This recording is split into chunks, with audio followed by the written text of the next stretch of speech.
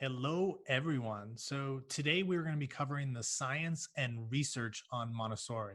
And I thought who better to have on than Professor Angeline Lillard.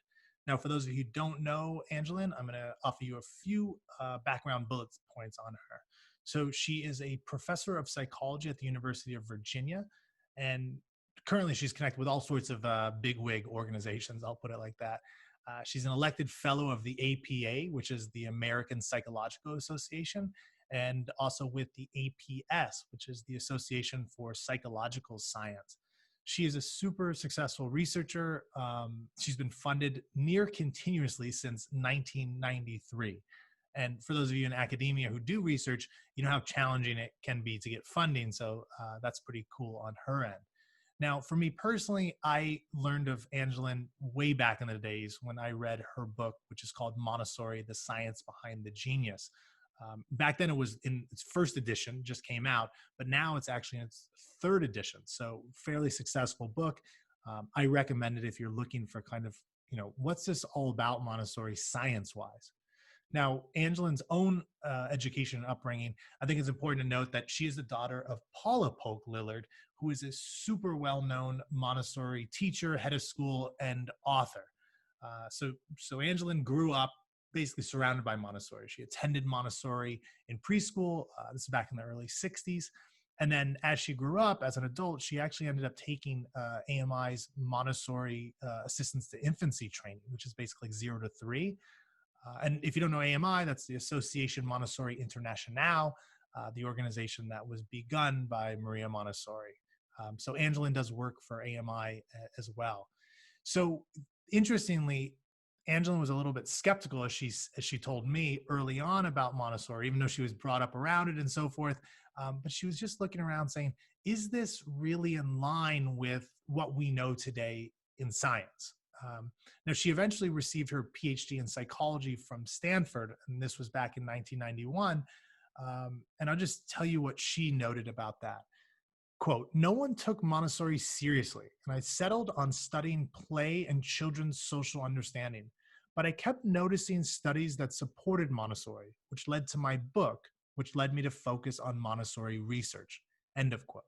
So I'm kind of raising that, and I want to get those words in there because it wasn't like she's just bred into this and like, I love Montessori. My mom loves Montessori, so I love Montessori. Like, she really started to kind of question it from my perspective and listening to her with a certain independence. And she saw that it started to make sense. I mean, even with the science. So now she basically researches it full time. Now, Angeline's also a mother, so she's got some real world practical experience with children. She's got 2 daughters. They're now grown-ups, 26 and 28, and they both attended Montessori. I think one of them through 6th grade and the other one through 4th grade. Now, we're going to be covering a lot of topics. We go through the most modern research on Montessori to test scores, challenges of Montessori not being trademarked, which a lot of you know, and then, just generally the science behind Montessori. And there'll be all sorts of small little topics probably here and there as well. Now, quick note, if you are listening on a podcast player like Apple, this interview is actually videoed too. If you're on YouTube, you see me speaking to you right now. So if you want to check out the video and you're not on YouTube, go over to montessorieducation.com and you can click on that little YouTube icon at the bottom, or you can find the link directly in the show notes. All right, I think that's it. Let's get to it.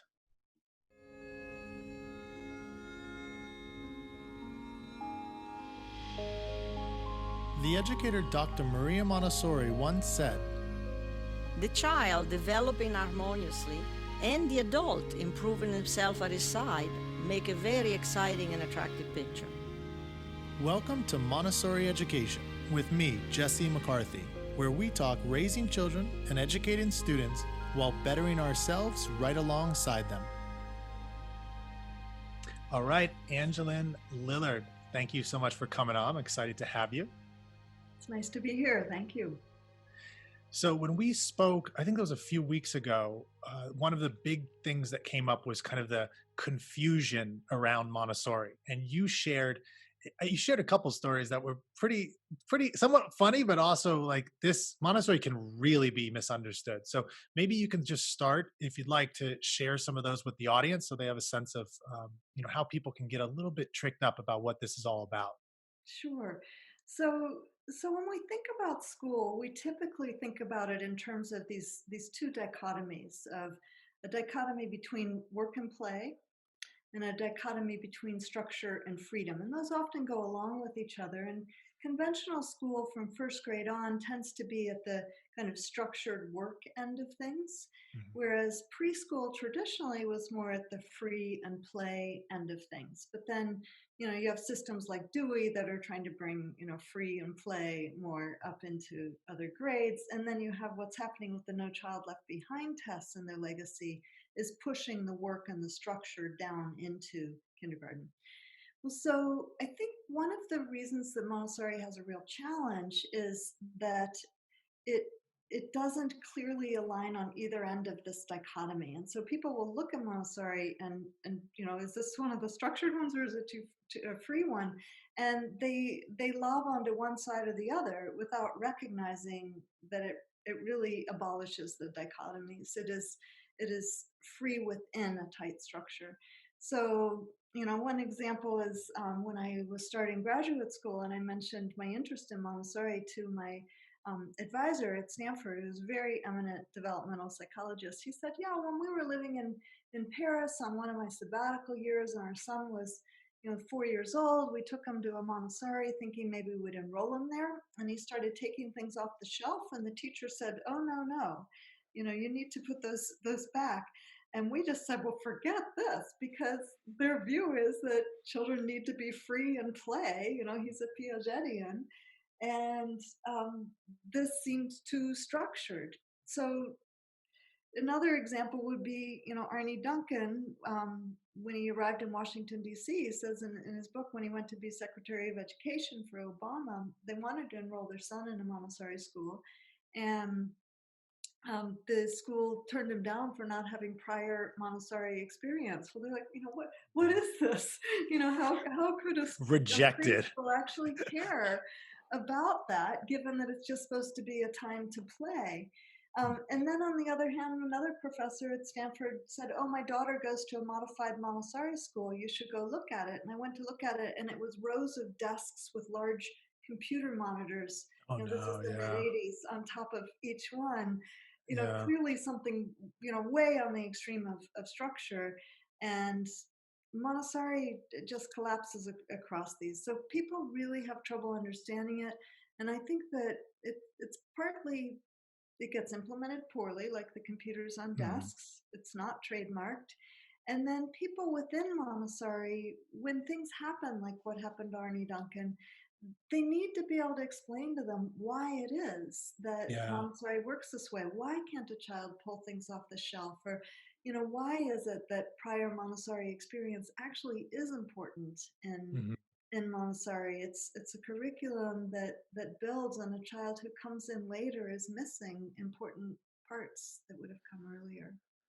Yeah, and I mean, as you're talking, I'm thinking it's so challenging to actually explain what Montessori is, even for people that have been in Montessori for years, if not decades. It's still challenging. And thinking about what you're saying, there's this analogy.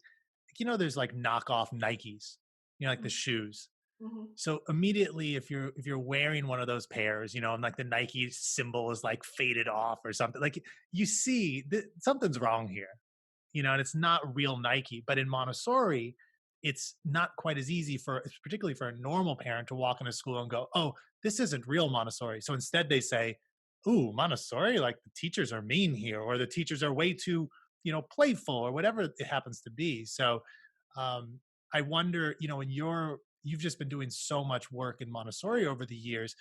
Have you found, kind of a good way to explain this in a simple way? Or I mean, I know I'm like throwing this on you. It's challenging, but have you seen anything where it's just like, wow, this really gets at the core of it, for parents or something?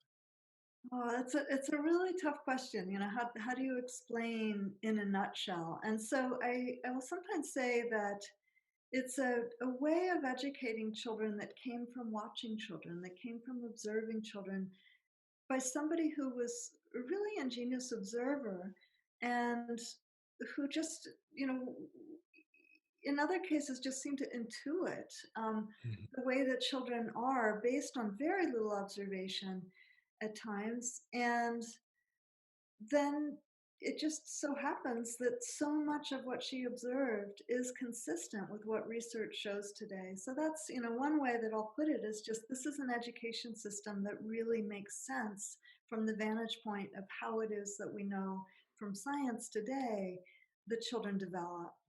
Yeah. Um, and then I'll explain, the multi-age classrooms, the sets of materials, but then the freedom is so important that children.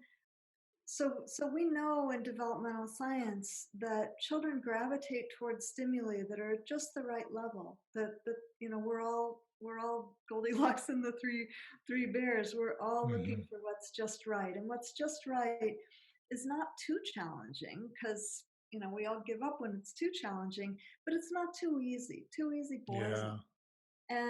And so if a child is put in a really healthy environment with a lot of good choices, they will naturally gravitate to this zone of proximal development, what's just a little bit hard, a little bit Mhm. challenging. And and that's a really key ingredient of Montessori that I think it's really important for people to understand. And you can't do that in a single age classroom where the teacher's telling everybody what to do. Yeah. I mean, you're just saying that and thinking, you said that well, children are looking for this zone of and it is us as human beings. I mean, Mm. like, I just, as you were saying, sitting in the classroom, I can't imagine, can you imagine like you're at work and every day you're like 3 steps behind everybody else. And then your boss comes over and says, you know what, today you've done C work. And then it's just like, or the reverse, which is just kind of as miserable as everybody around you is somehow below you, and you're just like speeding past everybody, but you have to be there anyway every single day. Yeah. So it's yeah, I mean, like what you say about kids and what you're finding, I have to imagine is true about adults and the work that we do. I know that's not your specialty in research, but I'm assuming that's similar. Yeah, no, and it's absolutely true. It's what Csikszentmihalyi is talking about when he talks Mhm. about flow states. Flow states are ones that are, you're right on the edge of your challenge. If it's not like that, we become bored with it, Yeah, and if it's too hard, that's no fun either. So we're always, you're learning to play tennis, you're learning to surf, you're learning to use a new computer program. You're always looking for things that are right on the edge, yeah. at least when you're in your best state. So, obviously, one of the reasons I wanted to have you on because you're actually a scientist.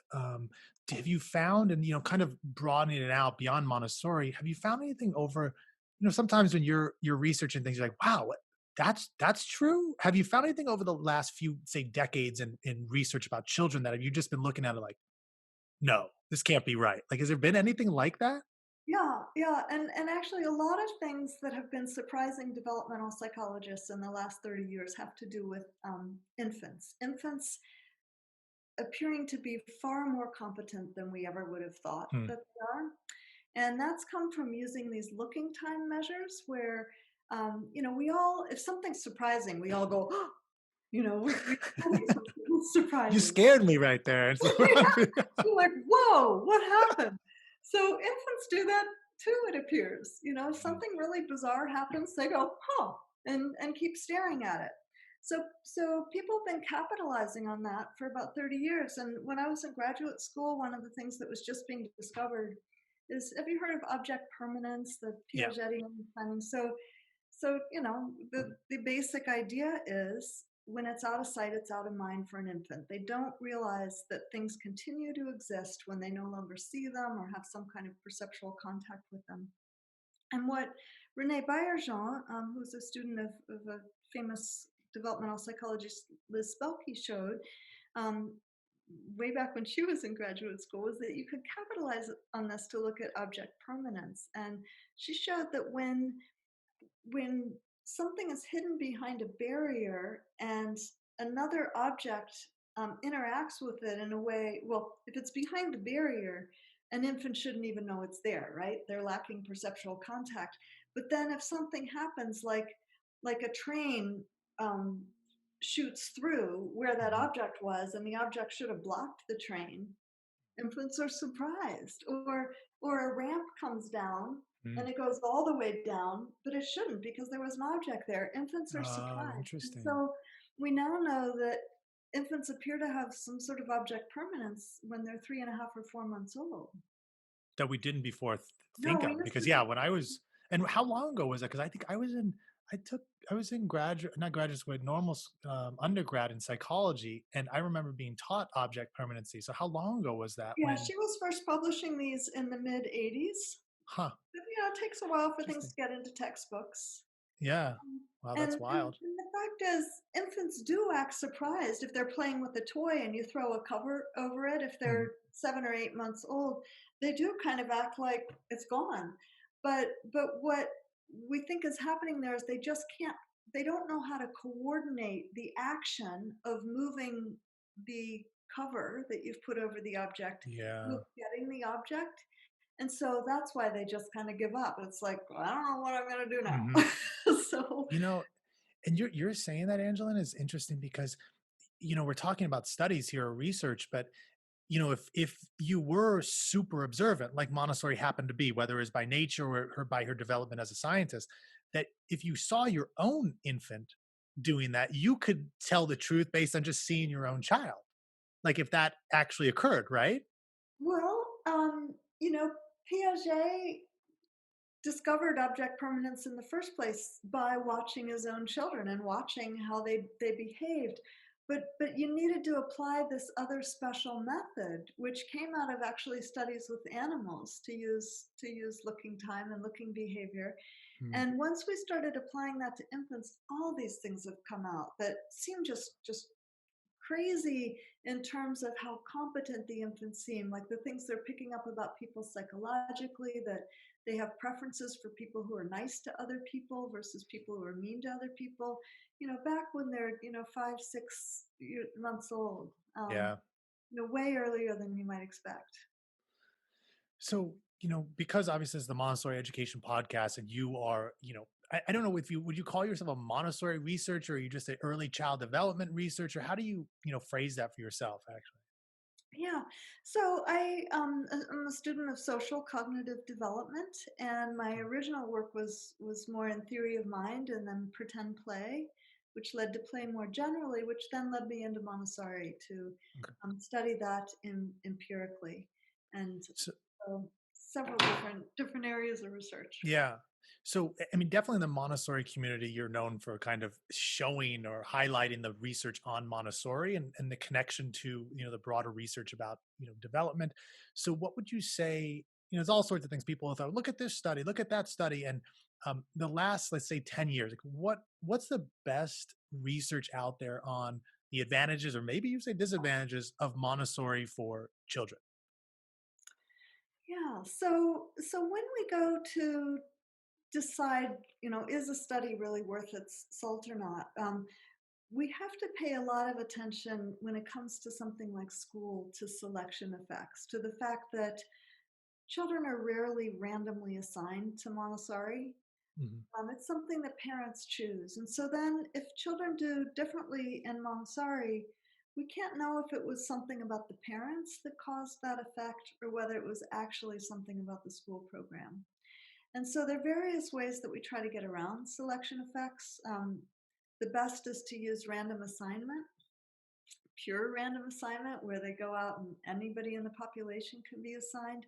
The next best is to use kind of natural experiments where children are randomly assigned. And that would be, for example, using lotteries, where by computer they randomly get put into Montessori Mhm. or not.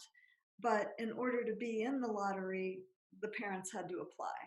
So those cases have what we call high um, internal validity, where sort of within this study Montessori was mattering, but you don't know if it has good external validity, if it would apply to every child in the world whose Mhm. parents didn't put them in this lottery. And then and then if you don't have those methods, you can look at growth, you can look at within child how much they change over time.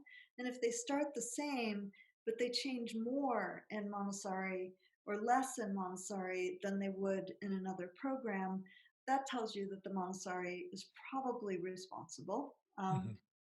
Or but not necessarily, it's not perfect. And then the third and final way that people try to get around this, maybe it's the fourth, is matching. So they'll get as many characteristics as they can about the parents, the families, the children, and make sure that they've maybe paired the child with another child in the other sample who has those characteristics, or just find two similar samples. So various ways that we try to get around selection effects, but basically, they plague a lot of this research. That said, I'd say, and then the other issue you have to look at is, did they use real Montessori or did they use these Yeah. something, Nike knockoffs? There's a lot to 'Cause there's a get lot done of here to even get the solid research, right? Yeah, there's so many schools that, there's just a real continuum on how well they're implementing Montessori. There's some that it's just absolutely miserable, Hmm. and then there's some that are absolutely beautiful, and there's everything in between. Yeah. So to the extent that you can get a Montessori school that's really implementing the program, I think that's super important. Then that when we see divergences in results, that it often has to do, or we have to look first at the implementation and ask how well was it implemented. Hmm. So one of my favorite studies, I'm sorry, is one of my own. Look in at this lady. Hartford, Connecticut. At the time that this study was done, and it took several years to do, there were two Montessori schools that were affiliated in the public school affiliation way with the Association Montessori International. So that meant that there were consultants coming and making sure that things were being done right, that the teachers had this very deep 9-month training.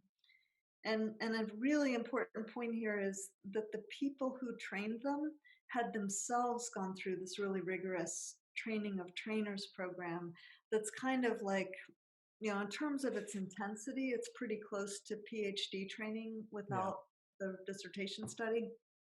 Um, so and they have to have all the Montessori materials, and the work period length has to be 2.5 to 3 hours, and there have to be a certain number of children in the classroom. So they're really following a standard. So both of these schools had that, and between them there were 11 preschool classrooms serving children ages 3 to 6, and the children had all been admitted by lottery when they were 3 years old. So you know reasonably random lottery. And so we took children at those schools versus ones who had lost the lottery and were at other Hartford area schools. And these were magnet schools. So they were intended to be bringing in wealthier children from the suburbs or from West Hartford.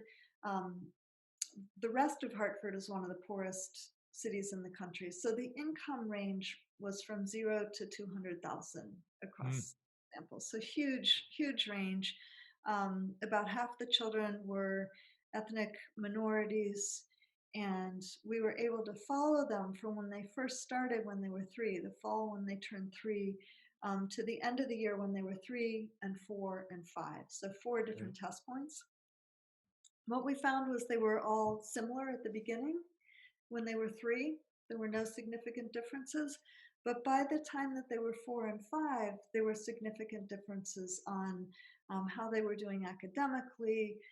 At 4, it was significant in executive function. At 5, it still was a decent effect size on executive function. They had better social cognition, um, and they showed a stronger mastery orientation. That meant that when they were faced with a really challenging puzzle, Hmm. that later they chose to keep working on that puzzle more if they went to Yeah. Montessori, whereas if they weren't in Montessori, they went for an easier puzzle.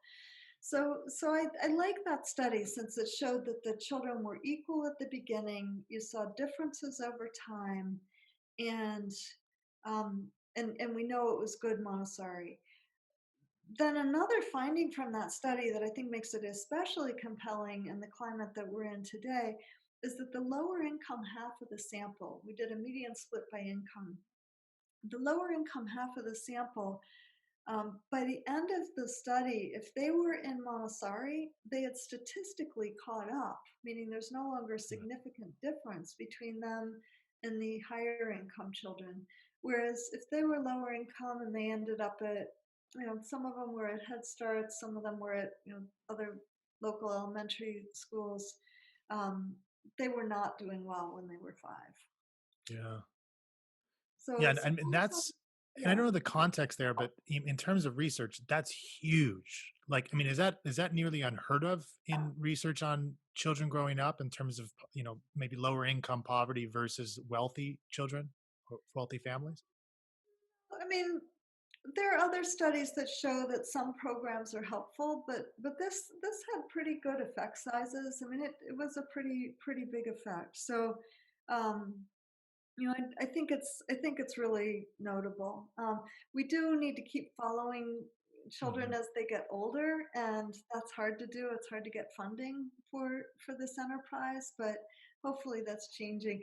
And just to mention, there's some other really good studies out there. So Cauclasia et al. Did one in North Carolina where they were looking at children's test scores, and for all the things that we don't like about those tests, they do get treated with respect because they are a very good predictor of children's earnings later in life.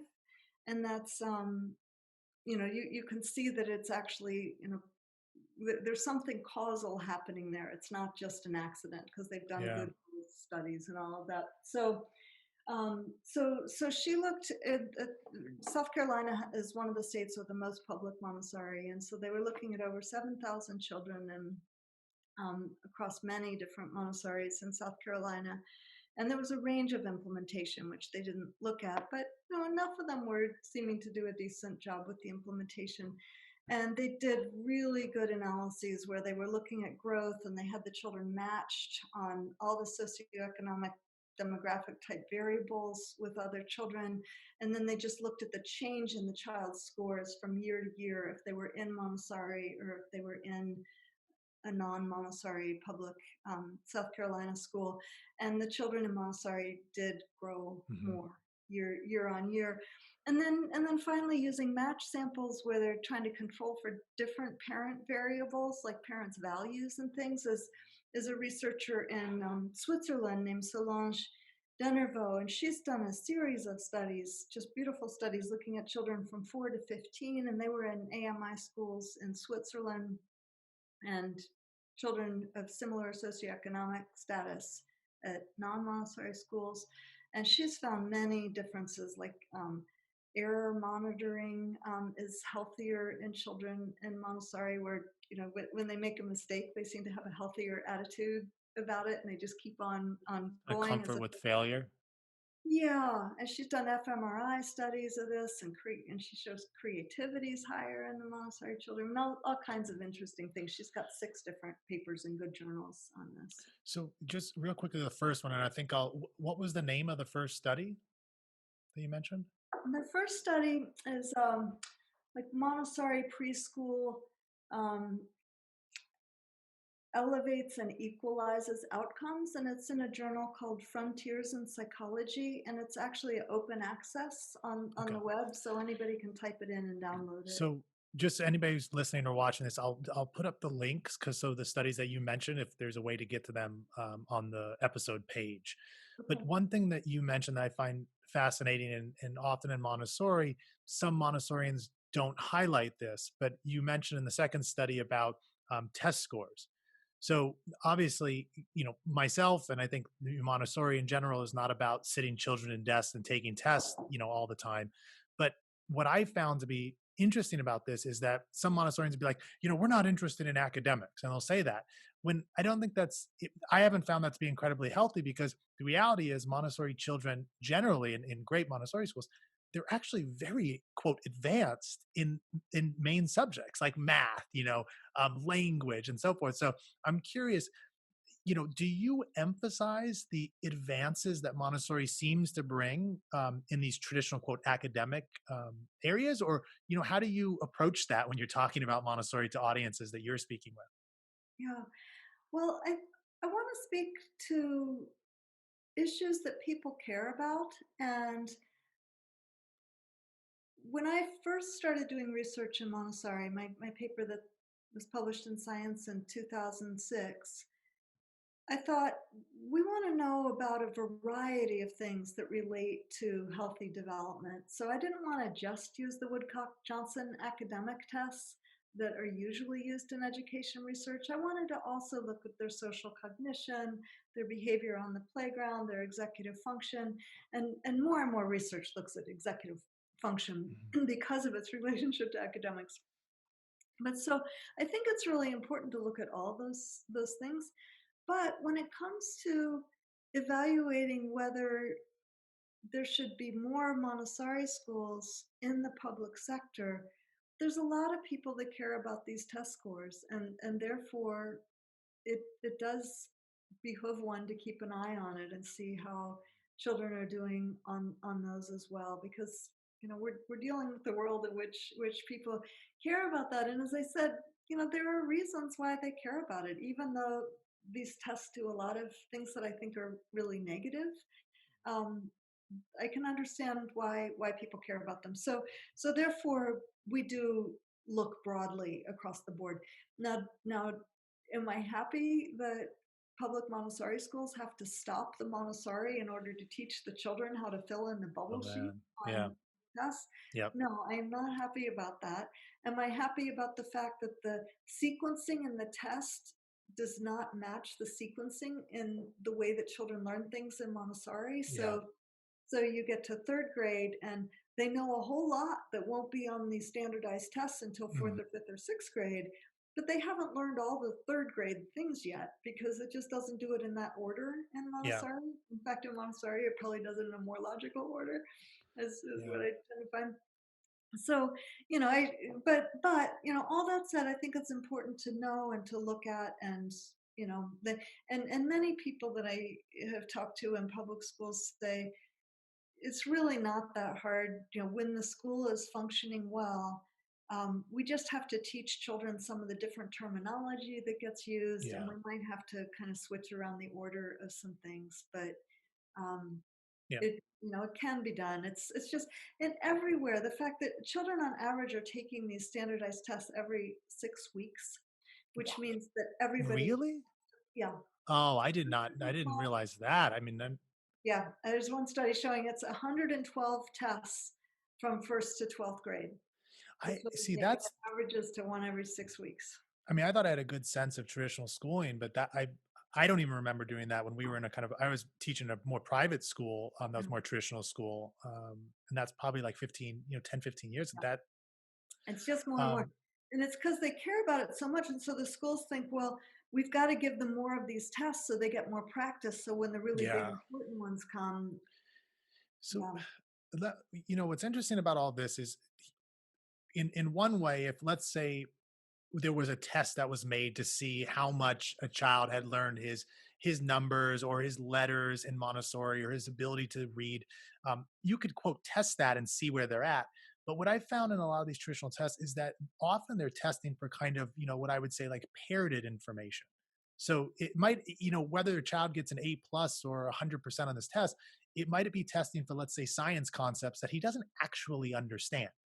So I want to, there's a quote. So I read your book. I mean, it was one of the first Montessori books I ever read. So The Science Behind the Genius. And I have so many highlights in it and notes, but there's one I want to read to you. So it says, quote, in traditional schooling, and this is your voice, so you probably know the words, but in traditional schooling, children sometimes learn without understanding how their learning applies to anything besides school tests. End of quote.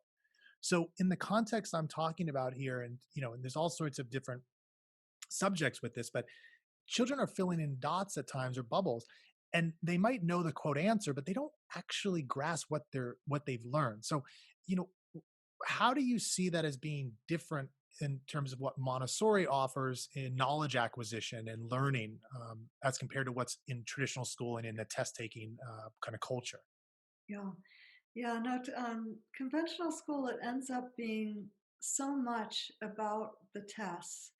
And one of the interesting things that I've seen in some Montessori research is sometimes there'll be tests where it looks like the conventional children are doing better, but then when you give a different test that's really getting a deep conceptual understanding, it flips. And the Montessori children have that. And I think Mm. part of why they have that is because it's really about the learning and the learning being so interesting. We're analyzing some results now from a big survey study, and we find that people who went to Montessori, when they're asked what they liked the most about school, they say learning, whereas the people who went to conventional school say seeing my friends. Yep. Yep.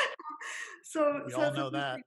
Yeah, but so I remember when one of my daughters who went to Montessori through sixth grade, she then went to a conventional school, and she hadn't been there but 2 weeks when she brought some things home one day from school.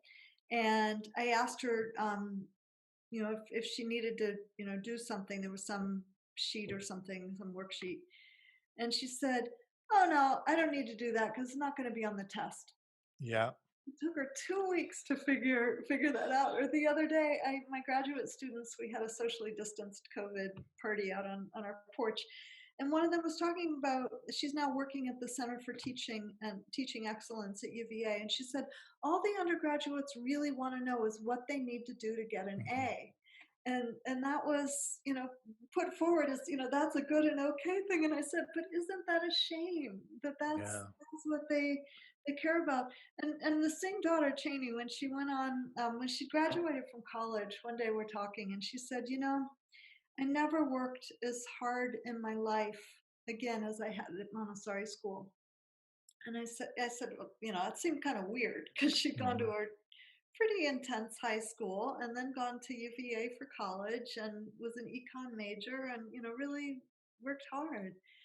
And I said, so what's that about? And she said, well, when I was at other schools, I knew what I had to do to get an A, and I would do that much, and then I would just stop. But when I was at Montessori, there was never any end to what I could Oh learn. man, that's beautiful.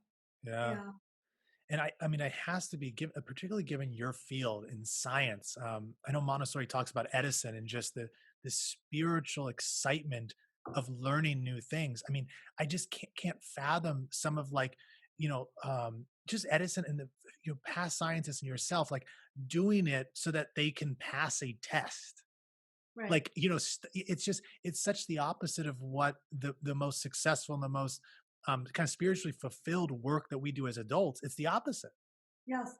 Yes. And we've just come to accept it as this is what school is. Yeah. It's just gotten so under our skin that that's what school's about. And everybody's getting burned out. I mean, the teachers are Yeah. getting burned out, the children are getting burned out. We're just really Yeah. going bad And the about it. parents, what's kind of what I mean, as horrible as what's happened with COVID and so forth, what I am excited about is that parents have actually sat in or looked in on these Zoom, classes, and they're finally realizing that, I mean, excuse my language, but holy crap, this is what's happening in my child's class. And Yeah. I've found it amazing over the years how much time people will spend, parents, whether it's online talking about politics or social events or social, not, cultural, and not actually ever sit in on their child's school, like Hmm. not spend 10 minutes in the classroom. So there's a positive I think that's come out of all this Zoom kind of craziness with children. It's parents are realizing that, wow, there might be something wrong with my child's school, beyond the fact that they're just, on Zoom all the time. But Right. Right. No, and you just know, teachers' hearts are so much in the right place and they're mhm, trying so hard. And yet, they grew up in this other system. They don't know another way to do it. And even though schools of education, I think, are really teaching constructivist methods, they're teaching methods that make a lot more sense and that fit in with psychology research. But then teachers get into the schools and they really quickly turn back to the behaviorist factory yeah, style methods that they had growing up because it's really hard to do a constructivist method just making it up yourself. Some great Yeah. teachers do. There's some perfectly wonderful conventional classrooms out there for sure. But I think the gift of Montessori is that the teachers were given the curriculum, they were given the materials, they're given the lessons, they even get Yeah. practice on how to deliver them. So then they can focus on the children themselves. Yeah, and I empathize, and I'm kind of hugely respect your statement about there's great people in the traditional system. The issue for me is even the quote great ones or the A+ teachers, and I know Mr. Moore is one I remember from traditional school. The fact is they're still in a traditional system that as great as you are, you're still giving information, or that or you have a classroom of kids that at some level you have to teach to the average. I mean, I did it as a teacher, and as much as even on my journey to Montessori, I wanted to be like, oh, I'm going to implement this in the classroom and this, until I finally accepted that it cannot exist in a traditional style, children in desks looking at the teacher. Until you realize that, then you're just going to be hitting your head against the wall. And this is for star teachers too. As much as they're doing good, it's just a fundamental difference, right? That you're, between traditional or conventional and the Montessori. So Yeah, yeah, no, and they don't have the gift of all these materials that were mhm. already made and tested and made sure that they really work and that they engage children. And so yeah, it's quite a task. So, maybe a question. This obviously in human history, I think there's always these pendulum swings, from in all sorts of fields all over the place. And definitely what I think we've seen, and I'm curious if I have to imagine you've seen this, but there was this traditionalist, all children are sitting in desks looking at the teacher. And then it was a rejection of that because there seemed to be something very wrong. And it went to that kind of dichotomy I think you were talking about, where it's like, well, let children, quote, just be free and play.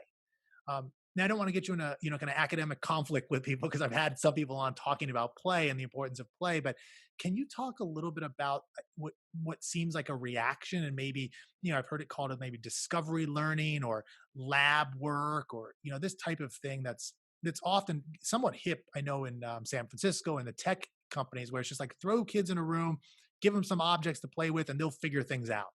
That type of mentality. Can you talk a little bit about that, and maybe if there's been research done on, is it actually effective in any way, that type of thing?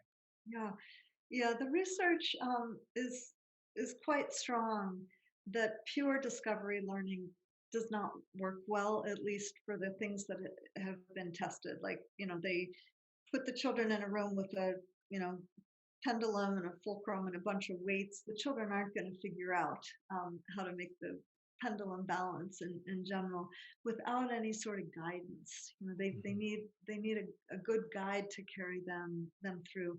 So Richard Mayer had a paper a while ago. Should be 3 strikes and you're out for pure discovery learning. um, so, so this is why Kathy Hirsch-Pasek and Roberta Golenkopf have come up with this concept of guided play, where children, basically have freedom within the structure, like in Montessori. And in fact, Kathy Hirsch-Pasek just sent me this morning. She works partly for the Brookings Institute, and they've just done a new Brookings paper on um, education in 2020, and they actually talk about Montessori as being a really good example of this kind of guided play. So yeah, just historically, we had the factory model, which was naturally what people put in because that they had to do this efficiently. There were lots of immigrant children; they needed to educate, and that was what they knew to do. But then the pendulum, swung with John Dewey getting more and more attention in the early 1900s.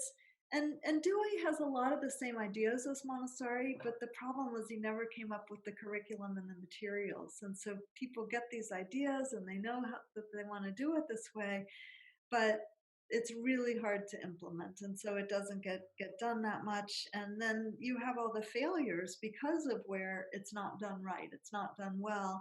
And so then people say, well, we got to go back to that structure. Mhm. That's the only way to get children to learn. And so the pendulum keeps going back and forth. And as I said, Montessori seems to collapse across those dichotomies. Another way to think about it is in the parenting literature, there's 3 styles of parenting. There's permissive parenting, and these are the parents that the child wants ice cream at midnight. Sure, anything to make you happy. Actually, a great example was that movie Mean Girls, where the mother even lets the girl take over the master bedroom, and Oh, I didn't see that. that's a permissive parent. The Simpsons is another permissive parent. Then you have authoritarian parents, and those are, you do it because I said so, and they don't explain, and they're kind of cold. And then you have authoritative parents, and those are ones who set a lot of rules. There's a lot of structure, but then the children have the freedom within that, and they can make mistakes, and the parents explain, you're going to get punished, and this is why, you have to stay home and be grounded now because you went outside the boundaries. And children do best when they have that third kind of parent. And those are, it's freedom within the structure. It's like Montessori, but permissive is discovery learning and pure play. Children need more structure than that. Yeah. And then the authoritarian is like our conventional factory style schools. And they're like these no excuses schools that have become more and more popular as charters in the inner cities. And they do raise test scores, but we don't know a whole lot about the other consequences of these schools, since people only tend to look at test scores for the most part. Yeah, I think that's a good analogy. I've never heard somebody kind of compare it to the parenting styles. Um, and related to that, because I know there's research done on those parenting styles. One of the reasons I was somewhat reluctant to have you on early on this podcast is I actually thought of you from the beginning, because it just your book had an impact on me early in my career. But it's because I found that, and this is beyond Montessori, but this is just in our culture, that people tend to latch on to something when science is attached to it. And I found now I mean, science to me is like there's no progress without science. So it's so important. But the kind of I've seen an emptiness about, well, oh, science says this. So now you didn't hint at this. You were explicit about like there's 3 or 4 different factors that go into this research to make sure that it's actually solid research, and even then it's difficult. Like we got a sense for how challenging it is to do real research and to know that something is true. So for the Montessori parents out there, Montessori teachers, or even just normal people outside of Montessori, do you have any, just kind of layman guidance for how to be approaching anything out there, whether it's with children, whether it's a study on some other topics unrelated, on how to make sure we're being objective or super observant when we see a quote study that says, oh, scientists have proven X? Like, do you have any guidance for us? Yeah. One thing is, if the word proven was used, there's a good chance it's not really science.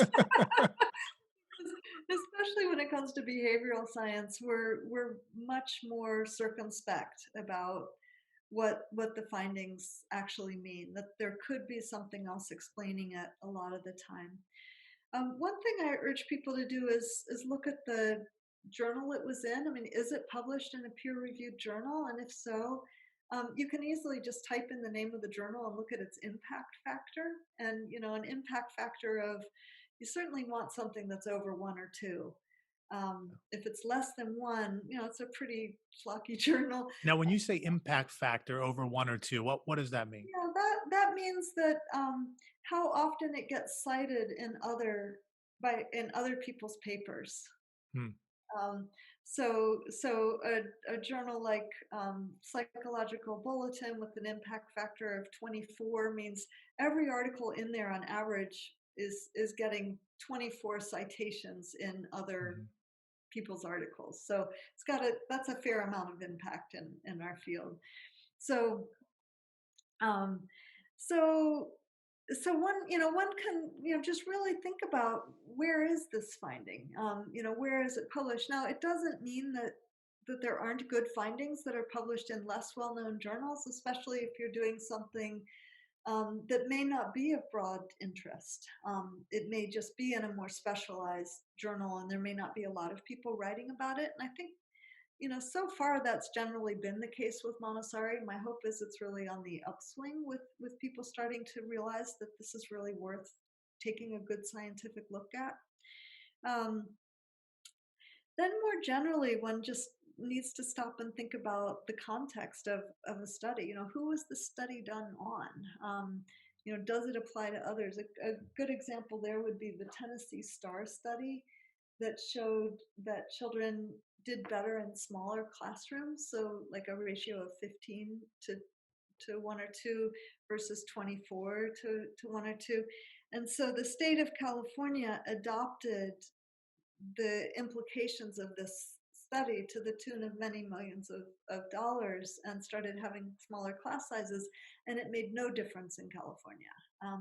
So what was the context in Tennessee where the original study was done that made it different? Well, they didn't have a lot of immigrant children at the time, whereas California has a really high immigrant population, and other factors that are different. So really thinking about, would this apply in other cases to other people? What are some of the other factors that might be at play? So always a little healthy skepticism is always a good idea.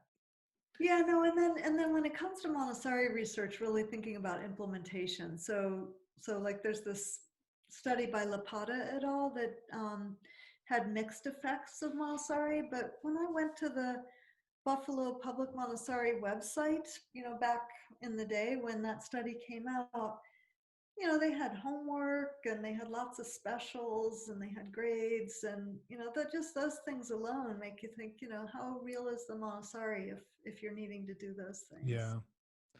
Yeah, and I think, I mean, generally that you're saying the healthy skepticism too. I remember, I have a vivid memory of in junior high that we'd go into this, there were the classroom, and then there was this middle room where people could kind of sit down and work among themselves. And on the back of that door was, the old pyramid, the health pyramid about the food, which now seemingly has been completely debunked.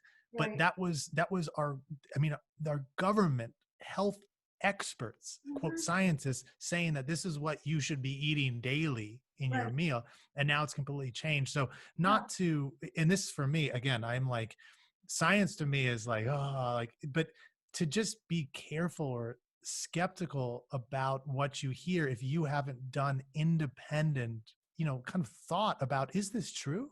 Like, have I looked at it for myself? Because I mean, in some ways we have to rely on experts in the world, but at what level do we have to do our own work to ensure that we're not just swallowing whole something that might not be true, or even if it is true, that we're just taking it in on kind of on faith, you Hmm. know? Yeah, yeah, yeah. No, and then to also recognize that the experts, if they're good, they're going to change their views based on the data also. Yeah. And it's a changing world out there. Nothing stays the same, right? Yeah. And I think that, I mean, you saying that, like Montessori, in terms of adaptation, like she was like the quintessential scientist. Like, let me see Yeah, what the data or the observations tell me. That's what's important. yeah, So, yeah. so I know I wanted to get to one thing, which I think I'm going to do is just put a link on the site, because you did some research as an aid for like real Montessorians to show them, how materials in the classroom, how important it is to have certain materials and not to add a bunch of extra stuff from the outside. So I don't think I'm going to get into that because I think it's going to take a little bit of time, but I'm going to add a link on the page to your research on that, because I found it personally incredibly helpful. And Montessori teachers that I know also.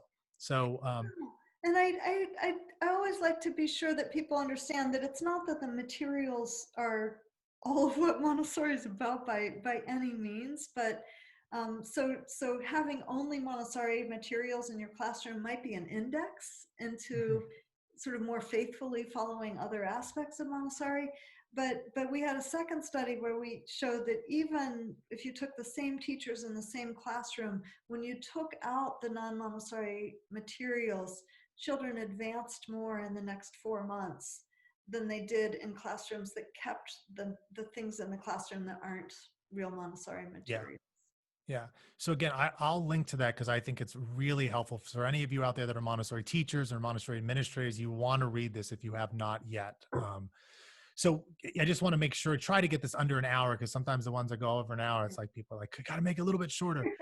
Although there are people out there that are like, man, I could go on for hours and hours. And I'm like, anyhow, do you have any, has there something that has not been raised that you want to get out to the world? I always kind of have people on. I want like you to be able to speak to the audience out there. Is there something that's, pressing on your mind or important that you want to speak on? Um, I think the fact that the research on Montessori is really starting to grow, and thanks to Angela Murray for starting the Journal of Montessori Research and a whole Montessori research working group, and University of Hartford and SMU starting higher education programs in Montessori, as well as some other places are doing that.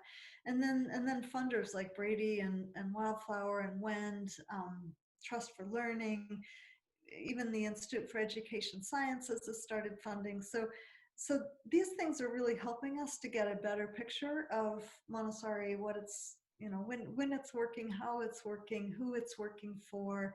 And I think all that is going to be really helpful, especially when it comes to these issues of implementation, because the implementation is all over the board, and we need to get a handle on what matters and what's okay to change. Yeah. So with your saying that, I think I'll get a lot of links on this one, but I'm gonna link to some contact information for you. So anybody who has a bunch of money and wants to put it towards good use, you got to contact Angeline Lillard and make it happen. So because the research you're talking about is serious. It's not like, oh, we're just gonna get a bunch of kids and put them in a Montessori class and see how good they do in there or something. It's serious. It costs money to do this type of stuff. It's not, Yeah. it's not money on trees just floating Yeah, around. we're starting a Montessori Science Center, and we're starting with one, and hopefully there'll be more, a Montessori classroom for low-income children in Yeah. Charlottesville that will both be to lift them up, and then we'll be studying it at the same time to see how can we make this as good as possible for the children. So that Fantastic. with my graduate students is a nice Yeah, thing that to sounds fun. be able to You're support. not doing this for the test, obviously. No, not at all. Oh man. Yeah. Well, thank you so much again for coming on. It's a pleasure having you. I've learned a lot. Hopefully people out there have gained as well. Um, and maybe we'll talk again. It's been a pleasure. Thank you, Jesse. Take care. You too. Bye-bye.